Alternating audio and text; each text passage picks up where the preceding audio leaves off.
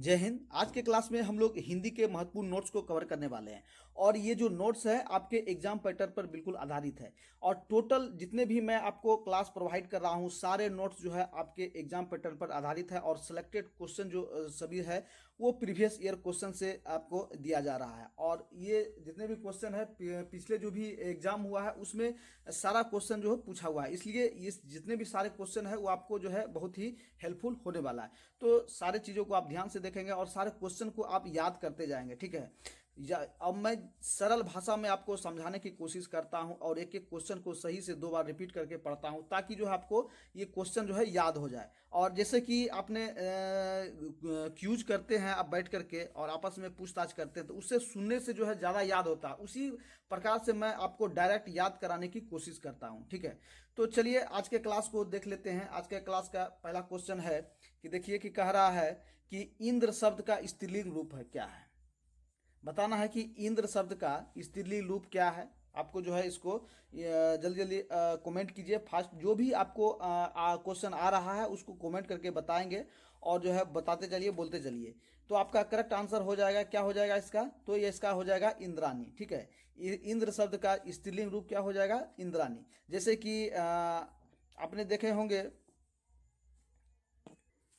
जैसे कि आपको कहेगा कि ब्रह्मा का स्त्रीलिंग क्या हो जाएगा, तो ब्रह्मा का क्या हो जाएगा, ब्रह्मानी, ठीक है।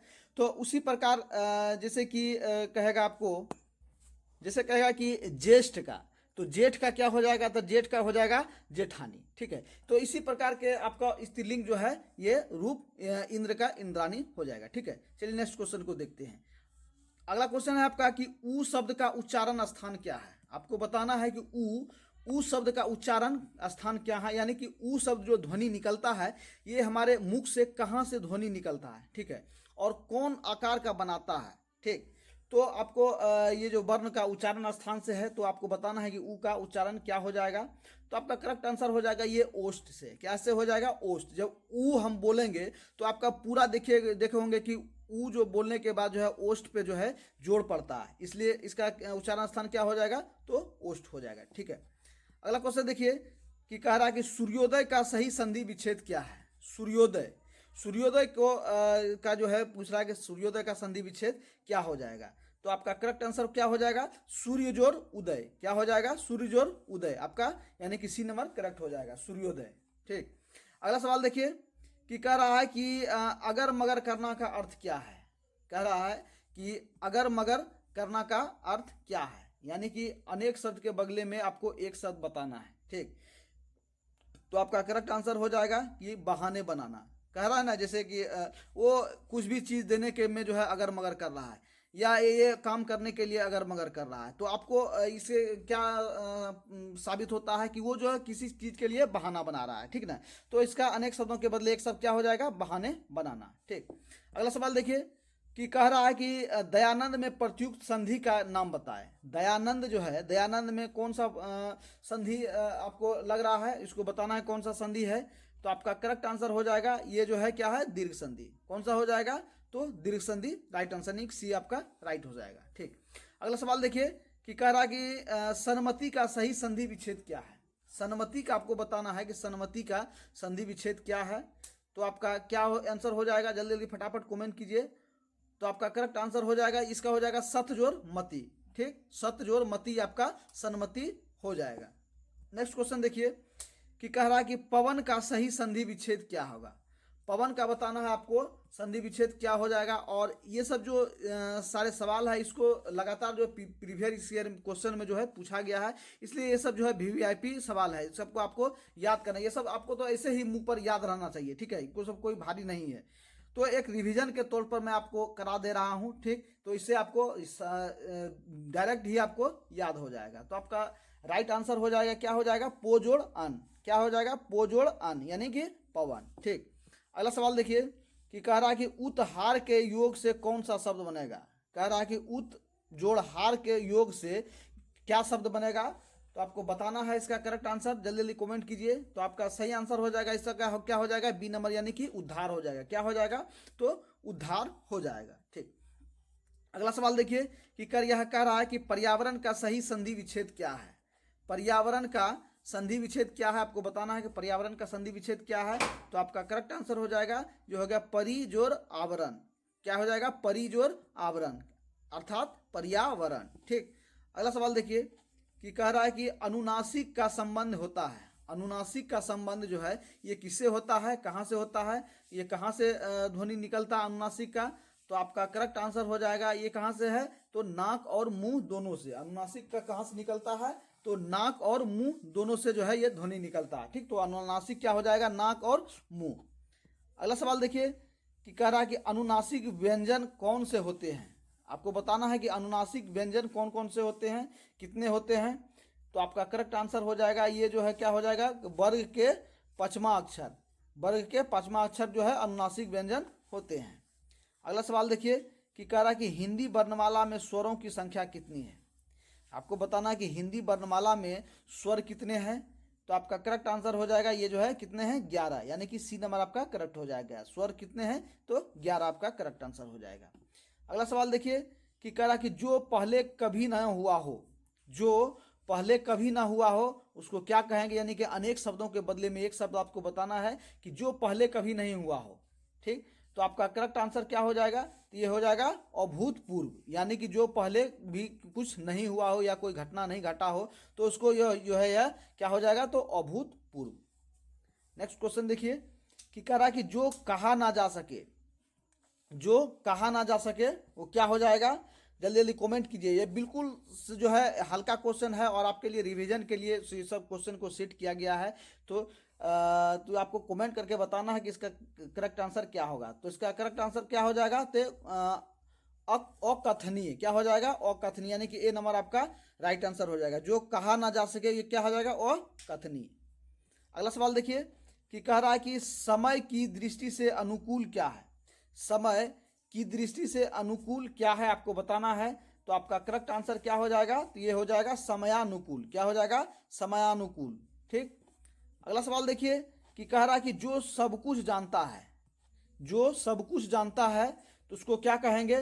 तो आपका करेक्ट आंसर हो जाएगा ये जो हो गया सर्वज्ञ। सर्वज्ञ मतलब जो सब चीज का ज्ञाता हो, जो सब कुछ जानता हो, उसे क्या कहेंगे, तो सर्वज्ञ कहेंगे। ठीक, अगला सवाल है देखिए कि जिसकी गर्दन सुंदर हो। आपको बताना है कि जिसकी गर्दन सुंदर हो उसको क्या कहेंगे। तो आपका करेक्ट आंसर है उसको क्या कहेंगे, यानी कि सुग्रीव। इसका राइट आंसर क्या हो जाएगा, बी नंबर आपका ये राइट आंसर हो जाएगा। ठीक, अगला सवाल देखिए कि कह रहा है कि पुरुष एवं स्त्री का जोड़ा, इसको क्या कहेंगे। पुरुष एवं स्त्री का जोड़ा इसको क्या कहेंगे। तो आपका करेक्ट आंसर हो जाएगा इसको दंपत्ति। क्या हो जाएगा, तो आपका बी नंबर करेक्ट आंसर हो जाएगा। अगला सवाल देखिए कि कह रहा है कि कार्य को नए ढंग से करने की पद्धति। कार्य को नए ढंग से करने की पद्धति, तो एक शब्द के बदले अनेक शब्द के बदले एक शब्द क्या हो जाएगा, जल्दी जल्दी फटाफट कमेंट कीजिए।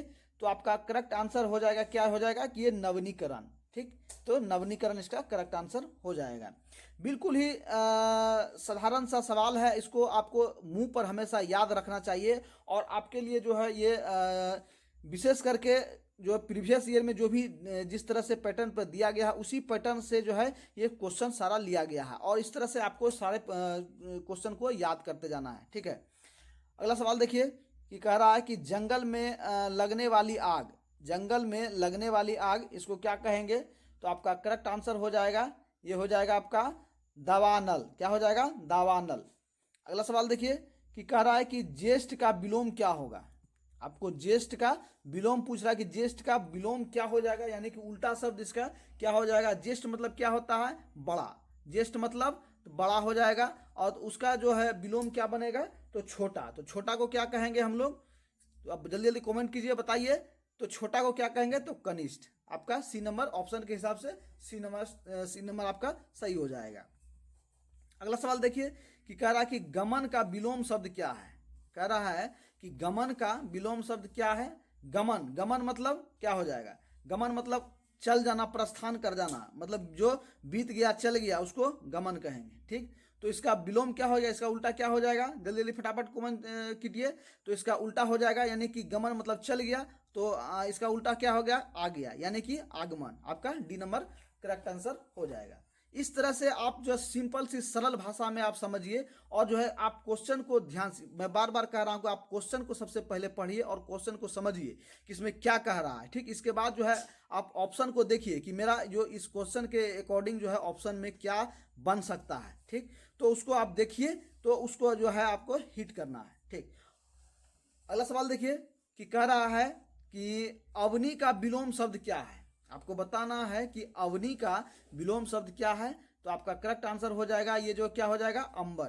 क्या राइट आंसर हो जाएगा, ये अवनी का अंबर राइट आंसर हो जाएगा। ठीक है, अगला सवाल देखिए कि कह रहा है कि श्री गणेश का विलोम क्या हो जाएगा।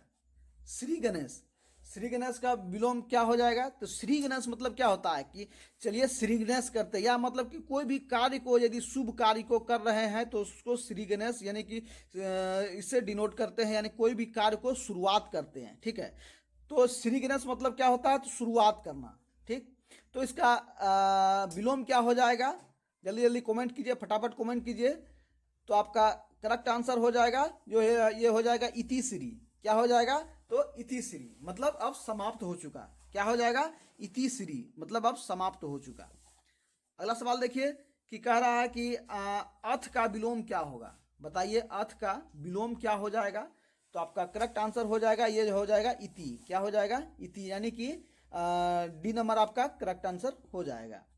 अगला सवाल देखिए कि कह रहा है कि अमी का पर्यायवाची शब्द क्या है। अमी का पर्यायवाची शब्द क्या है। तो आपका करेक्ट आंसर हो जाएगा ये हो जाएगा ये सुधा। अमी का सुधा करेक्ट आंसर हो जाएगा। अगला सवाल देखिए कि कह रहा है कि भाषा शब्द संस्कृत के किस धातु से बना है। बेहतरीन सवाल है, और ये सब सवाल जो है आपको लगातार जो है प्रीवियस ईयर क्वेश्चन में पूछा गया है। तो इस ऐसे ऐसे वीपीआई सवाल को आपको ध्यान से देखना है, और इसको हमेशा याद कर जाना। अभी ही आप याद कर लीजिए बिल्कुल, जो है आपको यदि बाई चांस लक चांस यदि आ गया तो आपको भूलना नहीं है कि भाषा शब्द की उत्पत्ति कहाँ से हुई है। ठीक, मैं बार बार रिपीट कर रहा हूँ, भाषा शब्द की उत्पत्ति कहाँ से हुई है।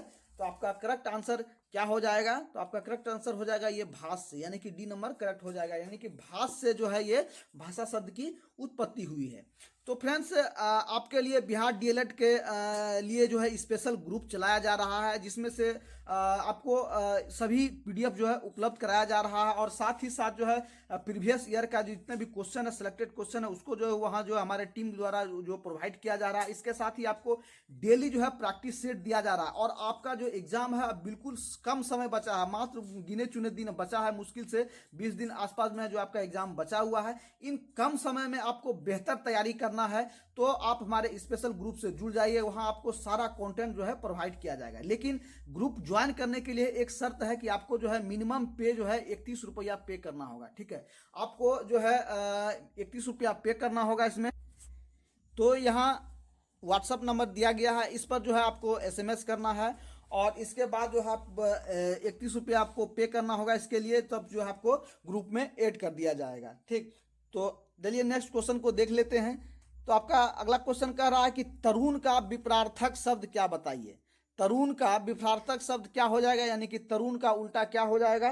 तो आपका करेक्ट आंसर हो जाएगा ये जो है क्या हो जाएगा, वृद्ध। क्या हो जाएगा, तो वृद्ध हो जाएगा। अगला सवाल देखिए कि कह रहा है कि इनमें से अलंकार के कौन सा भेद है। कह रहा है कि इनमें से अलंकार के कौन भेद हैं। तो अलंकार के क्या भेद होता है, फटाफट कमेंट कीजिए। तो आपका करेक्ट आंसर हो जाएगा शब्दालंकार। क्या हो जाएगा, तो शब्दालंकार हो जाएगा। अगला सवाल देखिए कि कह रहा है कि महात्मा में कौन सा समास है। महात्मा में आपको बताना है कौन सा समास है, तो आप जल्दी जल्दी कमेंट कीजिए। तो आपका कहेगा कि महात्मा यानी कि महान है आत्मा जिनकी, तो क्या हो जाएगा, कर्मधारय समास। क्या हो जाएगा, तो कर्मधारय समास, यानी कि डी नंबर आपका करेक्ट हो जाएगा। ठीक है, अगला सवाल देखिए कि कह रहा है कि दिए गए शब्दों में शुद्ध वर्तनी वाला शब्द कौन सा है।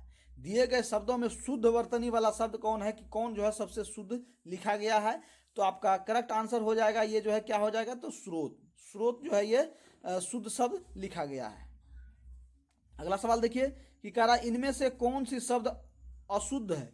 बताइए इनमें से जो है कौन सा शब्द है इसमें अशुद्ध लिखा गया है। जल्दी जल्दी फटाफट कमेंट कीजिए। तो आपका करेक्ट आंसर हो जाएगा ये जो है आपका ये पुण्य लिखा है, ये पुण्य जो है ये करेक्ट आंसर हो जाएगा। अगला सवाल देखिए कि कह रहा है कि इनमें से कौन सी शब्द शुद्ध है। बताना है आपको इनमें से जो है कौन सा शब्द शुद्ध है। तो आपका करेक्ट आंसर हो जाएगा ये जो है क्या हो जाएगा, तो प्राण जो है इसमें शुद्ध लिखा गया है। अगला सवाल देखिए कि कह रहा है कि इनमें से अल्प प्राण वर्ण कौन से हैं। बताइए इनमें से, जल्दी जल्दी फटाफट कमेंट कीजिए, इनमें से अल्प प्राण कौन से हैं। तो आपका करेक्ट आंसर हो जाएगा ये जो है क और ग जो है ये आपका अल्प प्राण, यानी कि डी नंबर आपका करेक्ट हो जाएगा। क और ग को अल्प प्राण कहा गया है। अगला सवाल देखिए कि कह रहा है कि गिरीश में कौन सा संधि है। कह रहा है गिरीश में कौन सा संधि है, आपको बताना है गिरीश में कौन सा संधि है। तो आपका करेक्ट आंसर हो जाएगा ये जो है कौन सा संधि है, तो दीर्घ संधि है। कौन सा है, तो दीर्घ संधि इसमें है। अगला सवाल देखिए कि कह रहा है कि इनमें से कौन सी विपरार्थक शब्द पतझड़ का अर्थ है। जल्दी जल्दी कमेंट कीजिए, इनमें से कौन सा जो है विपरार्थक शब्द पतझड़ का विपरार्थक अर्थ क्या हो जाएगा। तो आपका करेक्ट आंसर हो जाएगा ये जो है बसंत। क्या हो जाएगा, तो बसंत हो जाएगा। अगला सवाल देखिए कि कह रहा है कि अवनत शब्द में प्रयुक्त उपसर्ग कौन सा है। अवनत में जो है उपसर्ग बताना है आपको, अवनत में कौन सा उपसर्ग है। तो आपका करेक्ट आंसर हो जाएगा ये जो है अब। क्या हो जाएगा, तो अब जो है ये अवनत में उपसर्ग है। अगला सवाल देखिए कि कह रहा है कि सावधानी शब्द में प्रयुक्त प्रत्यय बताइए। सावधानी शब्द में जो है प्रयुक्त प्रत्यय क्या है, क्या प्रत्यय लगा है इसमें। तो आपका करेक्ट आंसर हो जाएगा ये जो है ई लगा हुआ है। सावधानी, जैसे सावधानी लिखते हैं तो लास्ट में आपको ई आता है, तो ये लास्ट में जो लगता है उसे प्रत्यय कहते हैं। अगला सवाल देखिए कह रहा है कि शुद्ध वर्तनी का चयन कीजिए। शुद्ध जिसमें जो लिखा हुआ है उसको आप चयन कीजिए, कौन सा शुद्ध जो है आपको लिखा हुआ नजर आ रहा है। तो आपका करेक्ट आंसर क्या हो जाएगा, जल्दी जल्दी फटाफट कमेंट कीजिए। तो आपका ये कृपा, कृपा जो है शुद्ध लिखा गया है। अगला सवाल देखिए कि कह रहा है कि जाके पाँव फटे विवाही सो क्या जाने पीर पराई। बताना है कि जाके पाँव न फटे बियाई सो क्या जाने पीर पराई का अर्थ क्या है, आपको बताना है। तो आपका करेक्ट आंसर हो जाएगा ये क्या हो गया कि जिसके ऊपर बीतता है वही जानता है। क्या कह रहा है कि जिसके ऊपर जो बीतता है वही जानता है, कि जाके पाँव ना फटे बियाई सो क्या जाने पीर पिराई। जो जिसको यदि कोई दुख ही नहीं हुआ हो तो वो किसी के दुख के बारे में क्या जाने। ठीक, तो इसीलिए ये कहा गया है कि जिस पर जो दुख बीतता है वही जानता है इसमें क्या दुख है, क्या घटना है, या क्या उसके साथ बीत रहा है। जो आदमी व्यक्ति भूखा रहता है उसी को भूख के बारे में पता होता है कि भूख क्या चीज़ है। जिसका पेट भरा रहेगा उसको क्या मालूम है कि भूख क्या होता है। ठीक, इस तरह से आप जो है समझिए। अगला सवाल देखिए कि कह रहा है कि मतैक्य में कौन सी संधि है। आपको बताना है कि मतैक्य में कौन सी संधि है। तो आपका करेक्ट आंसर हो जाएगा इसमें जो है वृद्धि संधि है। कौन सा है, तो वृद्धि संधि है। ठीक है, अगला सवाल देखिए कि कह रहा है कि निम्नलिखित में से तत्सम शब्द का चयन कीजिए। निम्नलिखित में से तत्सम शब्द का चयन कीजिए। तो आपका करेक्ट आंसर हो जाएगा ये जो है ये वर्षा जो है तत्सम शब्द है। क्या है, वर्षा आपका तत्सम शब्द हो जाएगा। अगला सवाल देखिए कि कह रहा है कि यथार्थ में कौन सी संधि है। यथार्थ में कौन सी संधि है। तो आपका करेक्ट आंसर हो जाएगा ये जो है दीर्घ संधि है। कौन सी संधि है, तो ये दीर्घ संधि हो जाएगा। अगला सवाल देखिए कि कह रहा है इनमें से आपादान कारक की विभक्ति क्या है। इसमें बताइए कि इनमें से आपादान कारक की विभक्ति क्या है। तो आपादान कारक की विभक्ति आपको बताना है। तो आपका करेक्ट आंसर हो जाएगा ये जो है सी नंबर, यानी कि से है, यानी कि जुदाई से। आपादान के कारक जुदाई से, यानी कि एक से अलग होना। जैसे कि पेड़ से पत्ते गिर रहे हैं, पेड़ से पत्ते गिर रहे हैं, तो इसमें क्या कौन सा कारक हो जाएगा, तो इसमें हो जाएगा से कारक। अगला सवाल देखिए कि कह रहा है कि शिव का विशेषण क्या है। शिव का विशेषण क्या हो जाएगा। तो आपका करेक्ट आंसर हो जाएगा शैव, यानी कि शैव। सी नंबर आपका करेक्ट आंसर हो जाएगा। अगला सवाल देखिए कि कह रहा है कि इनमें से कौन सा भाववाचक संज्ञा है। आपको बताना है इनमें से कौन सा भाववाचक संज्ञा है, कौन इसका भाव यानी कि विशेषता बतला रहा है, भाव बतला रहा है, भाव प्रकट कर रहा है। तो आपका करेक्ट आंसर हो जाएगा ये जो है बचपन। बचपन जो है इसमें जो है ये भाववाचक संज्ञा है। अगला सवाल देखिए कि कह रहा है कि पुरोहित में उपसर्ग कौन सा है। पुरोहित में आपको बताना है कि उपसर्ग कौन सा है। तो आपका करेक्ट आंसर हो जाएगा ये जो है डी नंबर, यानी कि पूरा जो है ये इसमें उपसर्ग है। अगला सवाल देखिए कि कह रहा निम्न में से नासिक के व्यंजन कौन सा है। निम्न में से नासिक के व्यंजन कौन सा है। तो आपका करेक्ट आंसर हो जाएगा ये जो है यो जो है ये आपका नासिक व्यंजन है।